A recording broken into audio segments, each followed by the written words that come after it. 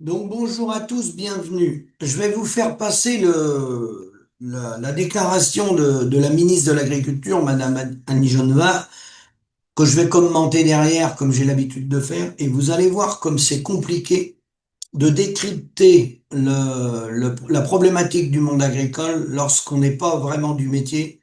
C'est très très compliqué parce que il joue sur les mots, il joue sur la manipulation en détournant le cœur du sujet qu'est le revenu de la paysannerie. Et ça, je dois vous avouer qu'ils savent bien le faire. Alors tous, hein, que ce soit gouvernement Macron ou ceux d'avant, hein, c'est le rôle des politiques, hein, c'est de manipuler les populations. Et pour ça, je dois reconnaître que ça fonctionne, relayé par tous les grands médias. Vous observerez, puisque je la fais parler, je vais commenter derrière. À la gauche de Madame Genevard, vous apercevez une dame sur la gauche, juste derrière, c'est Sophie Prima. Pour ceux qui connaissent pas, Sophie Prima, je vais en parler. Vous allez voir pourquoi je vais en parler, c'est important. Ancienne sénatrice Les Républicains, elle est rentrée dans le gouvernement au moment où Michel Barnier a été nommé Premier ministre, donc dans le gouvernement Macron. Étant dans Les Républicains, elle est rentrée dans le gouvernement Macron. Elle a même été à un moment donné porte-parole. Là, elle doit être repris, elle a repris sa place de sénatrice. Et à droite, il y a une autre dame, et derrière cette dame, vous observez, on aperçoit monsieur, le responsable de la FNSEA d'Île-de-France, monsieur Greffin. Voilà. Il est président, il doit être président de la Chambre d'agriculture maintenant, sur la droite, FNSEA depuis très longtemps. Il a été président longtemps de cette région, président FDSEA de cette région Île-de-France. Et là, aujourd'hui, il doit être à la Chambre d'agriculture. Donc, monsieur Greffin était là. Donc, la ferme, elle a été choisie, bien entendu, c'est toujours orienté, hein, les émissions, hein, chez quelqu'un de la FNSEA pour noyer le poisson et, comme je vous l'ai dit, éteindre les manifestations. Vous avez vu ce qui s'est passé, hein, je vous ferai plusieurs vidéos. À partir du moment où la FNSEA rejoint les mouvements, c'est pour arrêter le mouvement. Et après, ils envahissent les plateaux télé, hein, et ça, je vous en reparlerai, je vous ferai quelques montages. Allez, je vous fais parler la ministre, et puis je donne ma position derrière. Vous allez voir si on décrypte ce qu'elle a dit, c'est quand même intéressant. C'est quand même intéressant.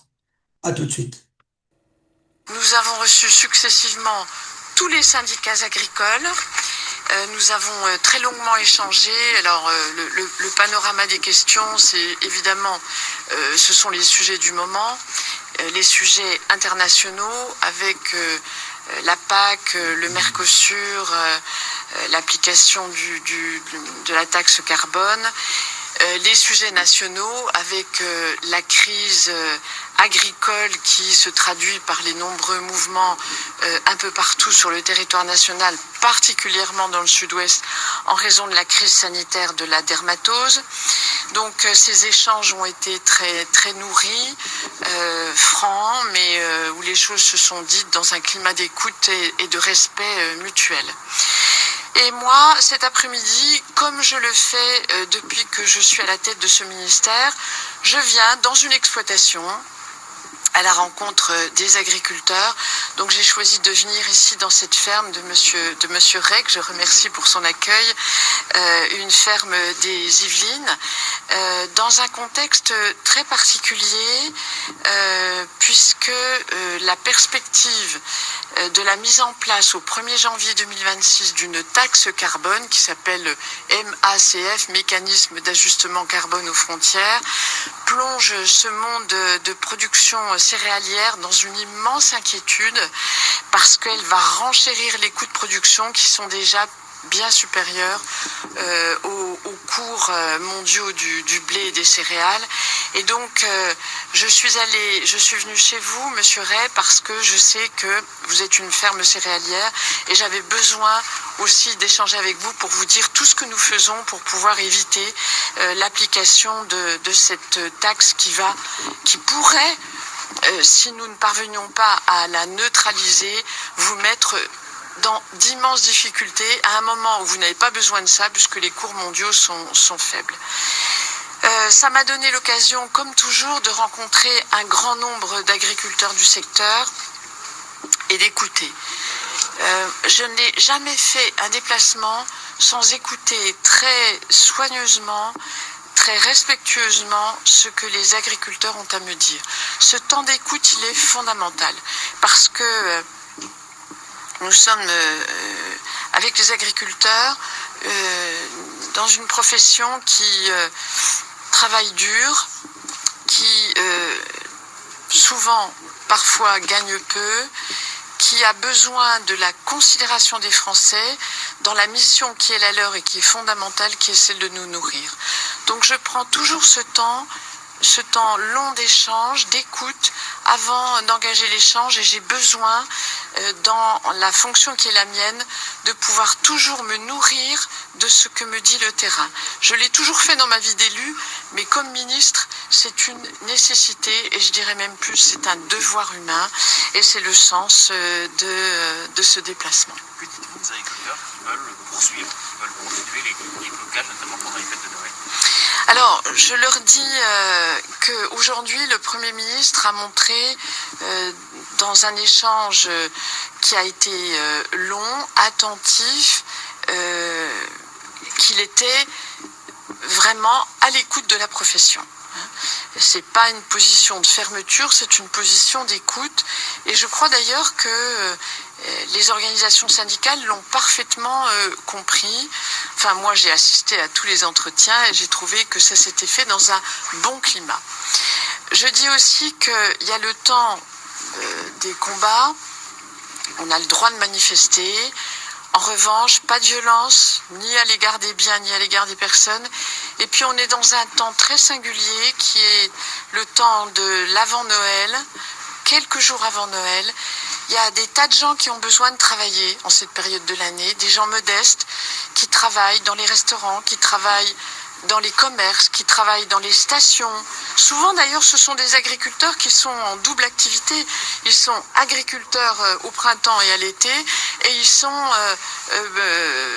employés comme saisonniers dans les stations de ski. Ce sont des gens souvent modestes qui ont besoin de travailler, et moi je leur dis par solidarité à l'égard de tout cela, des petits commerçants, des salariés, des petites entreprises, eh bien il faut vraiment que Noël puisse se faire, parce que généralement c'est le moment où ils peuvent évidemment faire leurs affaires plus que dans le reste de l'année. Donc il faut, par solidarité les uns avec les autres, pouvoir les laisser travailler. Donc j'appelle à cet apaisement.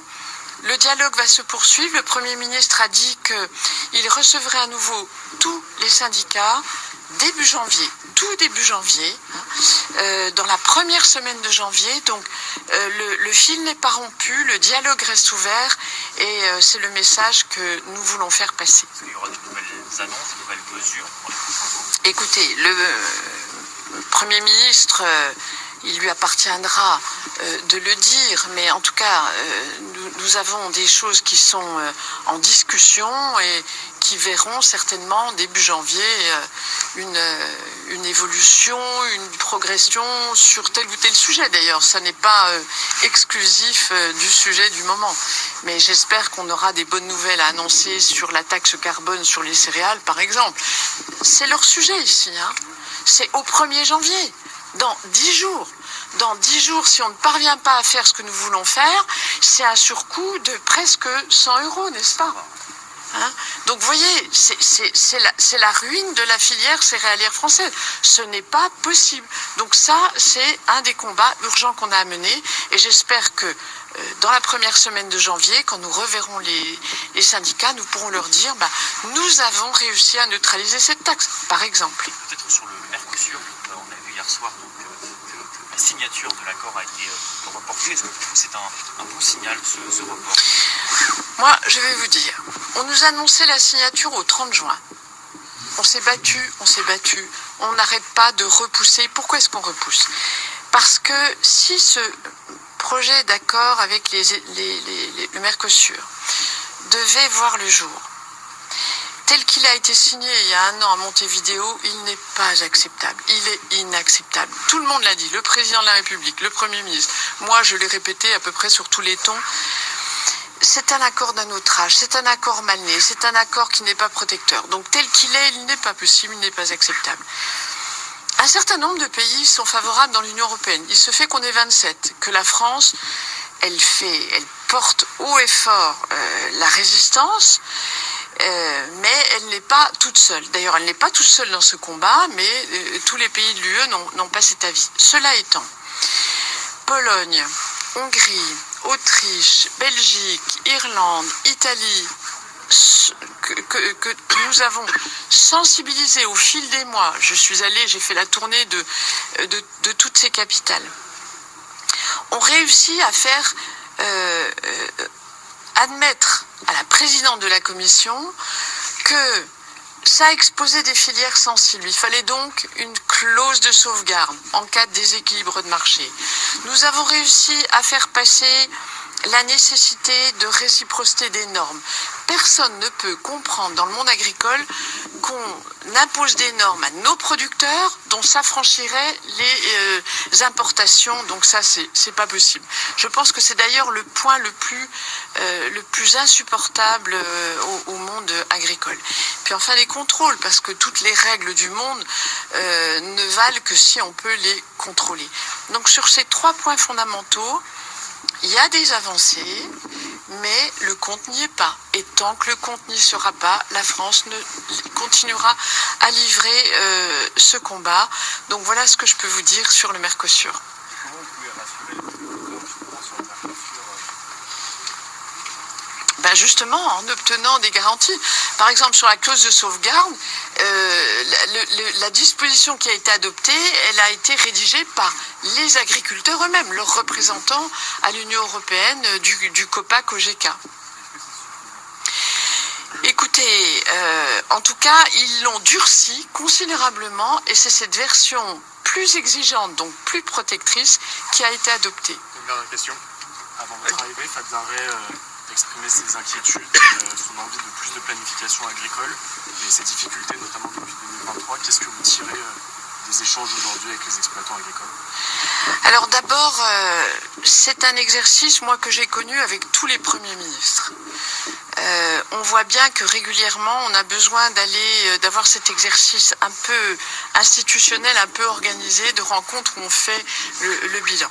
Ce qui, vous savez, le monde syndical agricole, il a ses revendications, donc il convient qu'un certain nombre de choses, et ils l'ont dit d'ailleurs, tout n'est pas négatif, mais il y a beaucoup d'attentes. Il y a des attentes qui sont de différentes natures. D'abord, reconnaître le rôle de l'agriculteur. Il est précieux. Il faut lui permettre de faire ce pourquoi il est fait, c'est-à-dire de produire. Il ne faut pas l'accabler de normes, de contraintes, de taxes, d'injonctions contradictoires. On lui demande tout et son contraire. On lui demande de nous nourrir, mais en même temps de ne pas trop produire. Comment c'est possible ? Moi, je veux réhabiliter l'acte de production et le producteur, il est fondamental. On est trop dépendant des importations pour trop de produits. Il faut réhabiliter l'acte de production. Il a besoin d'être réinstallé dans cette fonction primordiale. Et puis toutes sortes d'autres sujets, mais enfin je ne vais pas énumérer. Très rapidement, a annoncé qu'il y avait aucun nouveau foyer de dermatose depuis lundi. Est-ce que vous êtes sur la bonne voie ? Je le crois. Je le crois parce que, pour l'instant, je n'ai pas de bois autour de moi pour toucher.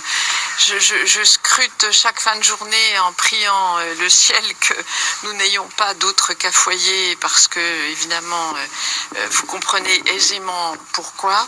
Donc, voilà. Très rapidement, à quel point le combat sur le MACF s'annonce compliqué par rapport au Mercosur? Est-ce qu'il y a un peu plus de consensus au niveau européen? Alors, le sujet, il est porté par la France, parce que la France est un grand pays producteur de céréales. D'ailleurs, la France est un grand pays européen. C'est la plus grande puissance agricole de l'Union européenne. Il faut le rappeler, ça, quand même. on a une fierté agricole française. Et donc le MACF, pour nous, ça prend un relief particulier. Mais ça ne dispense pas de mener le combat vaillamment. Alors il y a des pays où c'est pas un sujet, donc évidemment ils n'auront pas la même sensibilité au sujet. Mais en tout cas, ce combat-là, faut pas le perdre pour nos céréaliers. Donc voilà, donc vous avez entendu. Alors, première remarque, oui. Donc vous avez à la droite derrière les dames, si vous regardez bien, Monsieur Greffin de la FNSEA. Donc voilà, on était comme d'habitude sous l'emprise de la confession. La deuxième remarque importante que je voulais vous faire avant de répondre un peu à ce qu'a dit Madame la ministre, c'est Sophie Primas. Sophie Primas, sénatrice Les Républicains. Il se trouve que il y a quelques années déjà, sous gouvernement Macron, oui, quelques années, avec Jacques Geoffredo, que je remercie, qui fait chaque année les 600 ou 700 croix blanches à Sainte-Anne-d'Auray, dans le 56, dans le Morbihan. Il nous avait invités, nous, le SAMU social, il avait fait une cellule de crise spéciale pour le suicide, c'est important ce que je vais vous dire, diligentée par les autorités, hein. Donc voilà. Donc un groupe de sénateurs avait rencontré les organisations syndicales, la FNSEA, la Confédération, et la coordination rurale et les associations, Solidarité Paysan. Et nous, on était conviés à cette réunion, elle était dans le Morbihan, à Sainte-Anne-d'Auray. Et il y avait Madame Sophie Primas, hein, qui à l'époque, elle l'est encore, appartenait donc à l'UMP avant, hein, au RPR avant, si on remonte, républicain. Et donc on les avait interpellés, ces sénateurs et sénatrices, à l'époque, sur la situation agricole, que le problème c'était le revenu et que les suicides, ils venaient pas ni par les sangliers, ni par les tempêtes de sable, ils venaient par le problème de revenus qu'on nous piquait notre marge, chez nous, en France, le secteur marchand. Et cette dame, ben voilà, nous avait reçus avec d'autres. Il avait fait des comptes rendus et tout. Il n'en est jamais rien ressorti. Et elle, comme d'autres, vous voyez la collaboration. Vous voyez où elle est rentrée, puisqu'elle est rentrée sous Michel Barnier dans le gouvernement. Donc vous voyez juste, quand on rencontre 16 élus, j'ai pas dit 7 élus, j'ai dit 16 élus, tous. Vous avez vu comment ils nous prennent pour des imbéciles pour rester poli. Pour rester poli. La trahison permanente. Vous avez vu où elle est? Donc les solutions viendront pas de là. Je vous ai déjà dit, je vais vous dire d'où elles vont venir. Donc elle a parlé qu'elle avait rencontré les syndicats. Alors la première question que vous vous posez là, je vais faire une parenthèse dermatose. Pourquoi la dermatose a été classée en catégorie A au niveau européen et nous, la France, on n'a pas réagi? Parce que si elle n'avait pas été classée en catégorie A, elle ne devait pas être classée en catégorie A. C'est pas une maladie dangereuse, mortelle. Il y a très peu d'animaux qui en meurent. C'est pas contagieux à l'homme. Si elle n'avait pas été classée en catégorie A, il n'y aurait pas eu d'abattage total. Et c'est derrière que découle, après l'abattage total. Et c'est derrière qu'en découle la vaccination, parce qu'ils savent pas comment arrêter la maladie. Un mot par rapport à ça. La vaccination qui a eu lieu à l'île de la Réunion et dans d'autres pays. Pour ceux qui m'envoient des mails et des SMS qui s'interrogent sur les vaccins, je vais vous répondre, c'est tout simple. Il y a plusieurs types de vaccins. Là, on n'est plus dans le métier d'agriculteur, c'est une spécificité. Il y a des vaccins avec des virus vivants, il y en a en ARN. Vous, au lieu d'essayer de me joindre par tous les moyens et d'appeler de tous les bouts, vous avez une chose toute simple à faire, toute simple, voilà, puisqu'il y a plein de départements qui vaccinent, hein, et ben vous prenez des échantillons de vaccins, vous les faites analyser. Dans des laboratoires indépendants, ça existe. Et là, comme ça, il n'y aura pas de débat, on saura de quoi on parle. Sinon, on parle dans le vide. Voilà. Prenez les vaccins, vous êtes assez grand, vous les faites analyser. Maintenant, sur la dermatose, dernier point, vous irez chercher l'information. Ça permet aux gens de comprendre ce qui se passe. Il y a 4 syndicats agricoles. Je mets la FNSEA avec les JA. Il y a 4 syndicats agricoles. Il y a la coordination rurale, la Confédération paysanne et le MODEF. Vous irez chercher l'information. Justement, je ne vais pas vous la donner. Vous irez la chercher. Parce que c'est très important tout ça. Ouais. Il y en a deux qui ont signé l'accord de l'abattage total. D'accord? Je vous ai bien dit, il y en a quatre. Il y en a deux qui ont signé en juillet, qui ont donné leur accord pour l'abattage total. Je vous demande de faire votre travail. C'est très intéressant et c'est pour ça que je ne veux pas vous le dire. Je continue. La ministre, elle a dit coût de production. Les taxes, donc c'est des manœuvres, hein. Des taxes, ça va nous mener à la ruine. La taxe carbone. Alors tout ce qui est taxe carbone, tout ce qui est tout ça, c'est des décisions franco-françaises et européennes. Soit, madame, vous jouez dans le jeu de la mondialisation et vous vous battez avec les mêmes armes que les Chinois et les Américains, soit vous décidez de faire une Europe qui est plus bête que le reste du monde, auquel cas on s'en sortira pas. Sauf que là, et je vais y revenir, les taxes et les normes, c'est comme la dermatose, c'est pour détourner le fond du sujet. C'est ça qui est important, qu'il faut bien que vous compreniez tous, c'est pour détourner le fond de l'affaire, qui est le revenu et qui est capté par la grande distribution, l'agroalimentaire, et je répète, le secteur marchand, tout le secteur marchand. Donc le secteur marchand, il y a les vendeurs de produits, il y a les vendeurs de tout le secteur marchand. Il est là le cœur du sujet. Alors, pour pas en parler, parce qu'il y en a, il faut qu'ils réduisent leur marge, hein, voilà, ben, faut parler de taxes carbone, faut parler de dermatose, faut parler de sanglier, faut parler d'agribashing et tout ça. Et j'en profite. 45%, les taxes sur les produits laitiers vont atteindre quasiment 45%, parce qu'il y avait, venant de la Chine, ça vient de tomber.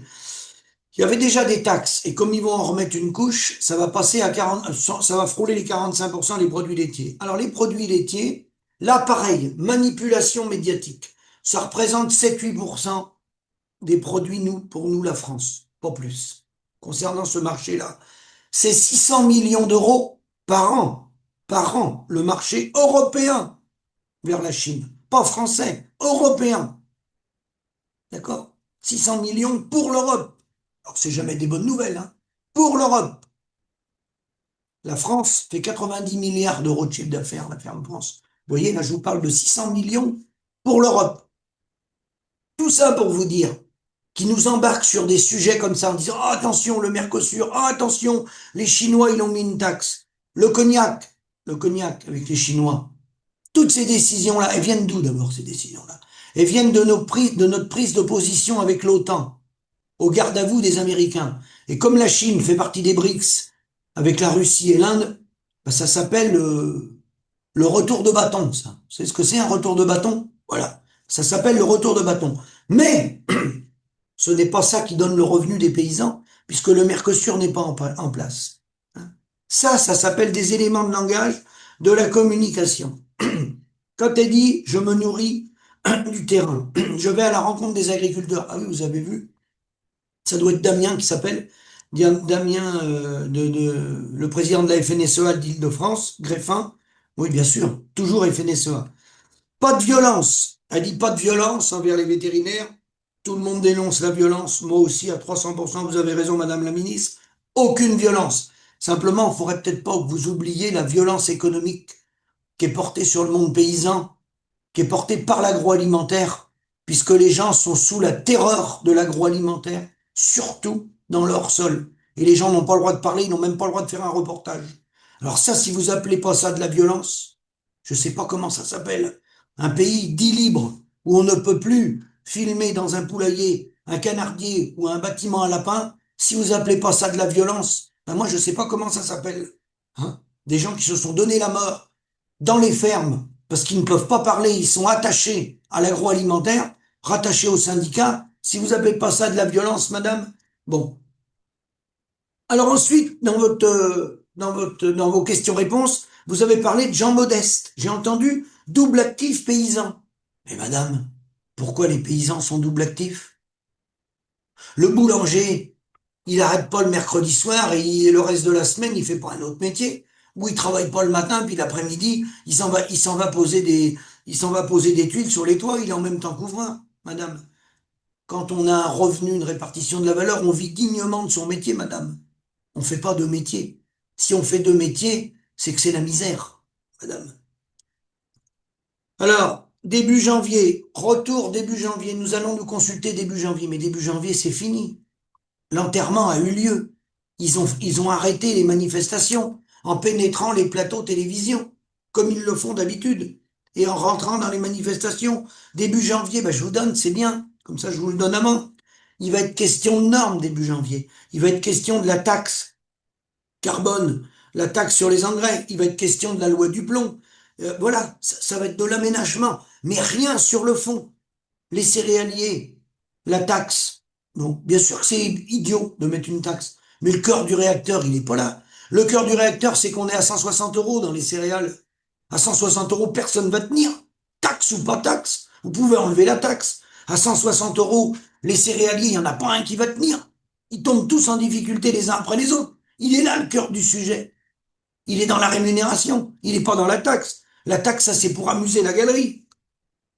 Réciprocité des normes, une belle manipulation, mais bien sûr, car en interne, en interne, ce qu'on consomme chez nous en interne, on ne gagne pas notre vie, le Mercosur n'est pas signé.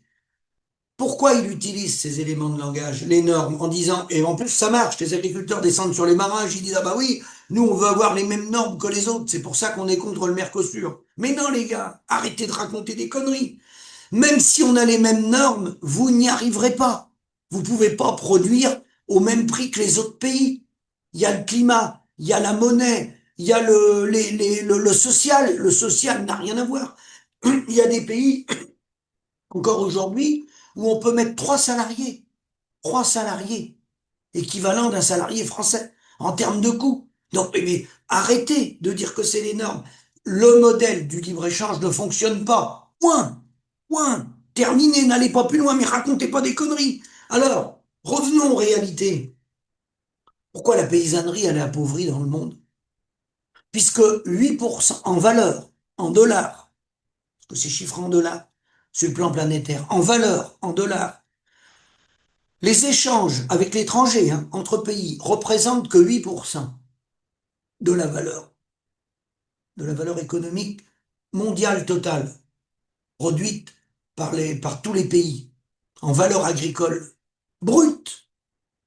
Et si on rajoute les plats cuisinés, parce qu'il y a beaucoup de plats transformés maintenant, qui sont exportés, voilà, c'est 12%.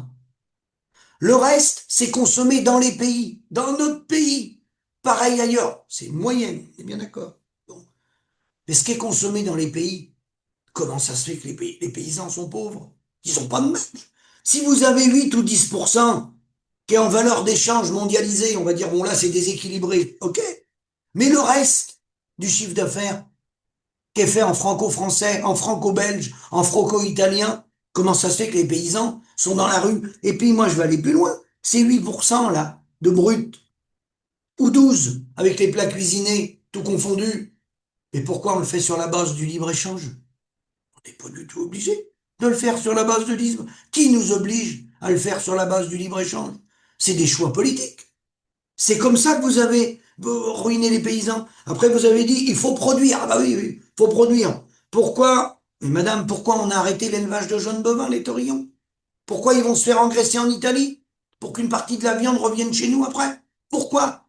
Là-bas, il était payé un peu plus cher. Il y a quelques différences. Il y a des différences sur les rendements en maïs, qui fait que ils roulent pas sur l'heure, parce que je suis en contact avec des gars et des gros engraisseurs sont en grande difficulté et aussi. Mais pendant plusieurs années, plusieurs décennies, il y avait un petit écart avec nous sur la rémunération des prix payés aux animaux. C'est pour ça qu'ils ont été engraissés en Italie. C'est pour ça qu'on a arrêté chez nous. Bon. La France est un grand pays. Ben oui, madame, c'est un grand pays agricole. C'était le deuxième pays au monde à exporter des produits agricoles pendant un moment. Il y a la Hollande, qui est une puissance de frappe importante au niveau exportation agroalimentaire, bien sûr derrière les États-Unis. Bon, mais on a un grand pays, mais bien sûr, on bat des records, on est sur le podium. J'ai été vérifié, on a plus de 2 suicides par jour, on est les premiers. On a 2 500 000 hectares en friche, madame. Pourquoi ils sont en friche? Alors maintenant, les solutions. Politiquement, vous avez vu, vous avez compris que tout le monde signera les traités de libre-échange. Vous avez compris que les Républicains, le PS toute cette mascarade, vous avez compris ce qu'ils font des paysans depuis 50 ans. Quand je dis tous, c'est tous, hein. Tous. Et ceux qui ont rejoint certains élus sur les barrages, c'était pour une récupération politique. C'était pas pour changer le programme de fond, hein, parce que j'ai pas vu de programme de fond concret. Bon.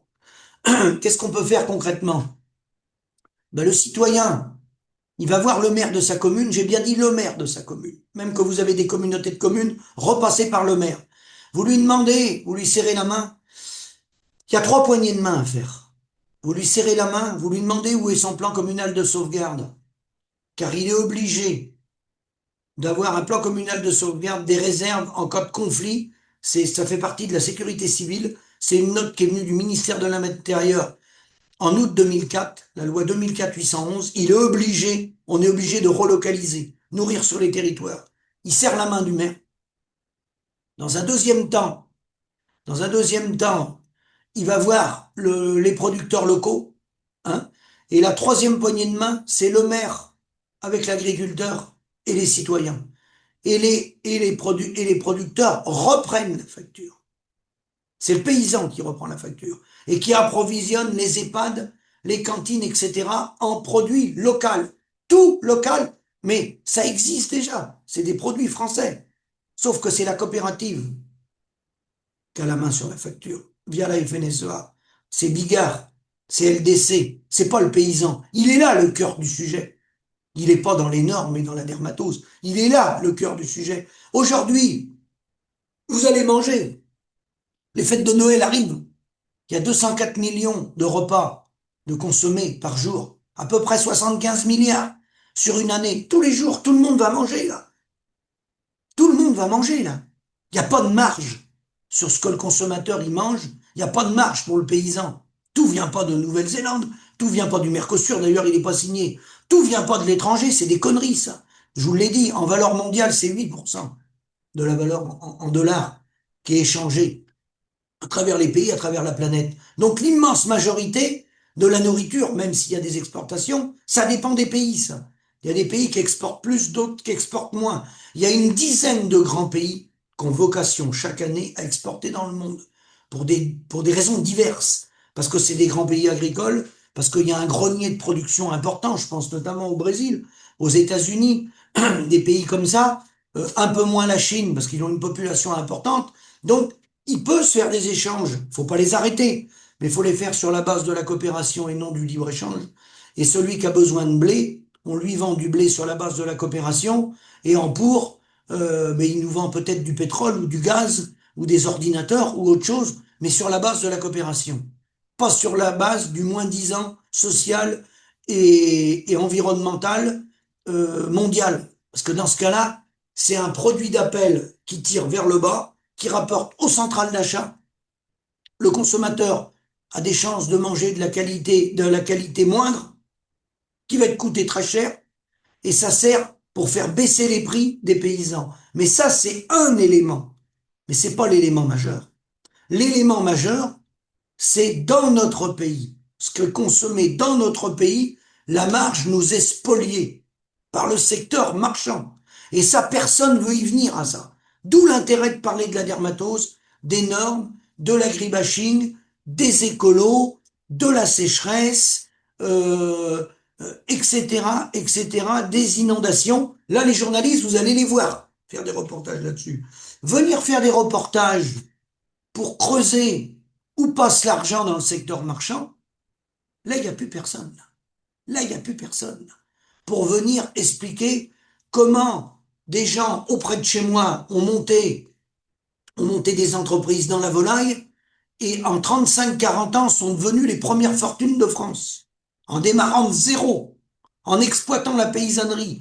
Comment des petits groupes, volontairement, je vais aller sur des petits groupes, des tout petits groupes privés qui ont des abattoirs qui font autour de 60 millions d'euros. C'est un petit chiffre d'affaires, ça, pour un abattoir. 60 millions d'euros. Tout le monde est rémunéré, les salariés ont été payés, le directeur, tout le monde est gracieusement payé. Petit abattoir, hein, 60 millions d'euros de chiffre d'affaires. Retenez bien ça. Il reste plus d'1 million d'euros, 1 million 2, 1 million 300 000 euros net sur l'exercice, sur les comptes. C'est pas rien quand même. 1 300 000 euros net. Mais tout le monde a été payé.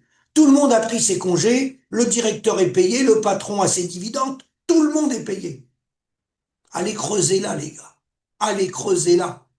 C'est pas le préfet qui va résoudre ce problème-là. Le problème, il est chez nous, dans la profession. Dans la profession, il est. Dans la répartition des marges, les gars. Il est là, le problème. Le Mercosur, tu peux l'arrêter, ça changera rien. Tout ce qui va être consommé, là, à Noël, tous les produits qui viennent de chez nous, tous les gens qui font des poulets, des canards, des cochons. Interrogez les gens qui font des cochons aujourd'hui. Tous les cochons qui sont produits, le prix que les gars vendent des cochons. Et ils sont consommés chez nous, en Bretagne, à Paris, à Angers, à Marseille. Il n'y a pas de marge. C'est pas le Mercosur, ça. C'est pas la dermatose. C'est pas le préfet d'Ille-et-Vilaine. C'est la répartition de la marge, les gars. Restez là-dessus. Le reste, c'est pour faire diversion. Je vous remercie. À bientôt.